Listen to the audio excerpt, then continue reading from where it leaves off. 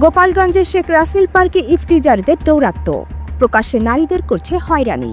বিস্তারিত দেখুন মাহমুদুল্লাহর প্রতিবেদনে। গোপালগঞ্জ শহরের শেখ রাসেল পার্ক এলাকায় ইফতিজারদের দৌরাত্ম্য চরম আকার ধারণ করেছে। সম্প্রতি দুই তরুণীকে উত্ত্যক্ত করার একটি ভিডিও সামাজিক যোগাযোগ মাধ্যমে ভাইরাল হয়েছে।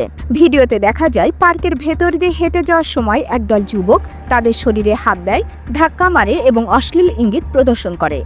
ভিডিওটি প্রকাশ পাওয়ার পর নেটিজেনরা ক্ষোভে ফুঁসে উঠেছেন। তারা সামাজিক যোগাযোগ মাধ্যমে প্রশাসনের উদাসীনতাকে দায়ী করে দ্রুত দোষীদের আইনের আওতায় আনার দাবি জানাচ্ছেন। প্রত্যক্ষদর্শীরা জানিয়েছেন, প্রতিদিন বিকেলে পার্ক এলাকায় কিছু বখাটে জড়ো হয়ে মেয়েদের উত্ত্যক্ত করে থাকে। এ কারণে সাধারণ মানুষ, বিশেষ করে অভিভাবকরা এখন আতঙ্কে মেয়েদের পার্ক এলাকায় যেতে দিচ্ছেন না। স্থানীয় সচেতন মহল বলছেন, আইনশৃঙ্খলা বাহিনী যদি এখনই কঠোর পদক্ষেপ না নেয় তাহলে শেখ রাসেল পার্ক ইফতিজারদের অভয়ারণ্যে পরিণত হবে। গোপালগঞ্জ সদর থানার ওসি আনিসুর রহমান বলেন, আমরা বিষয়টি সামাজিক যোগাযোগ মাধ্যমে দেখেছি এবং পদক্ষেপ নিচ্ছি।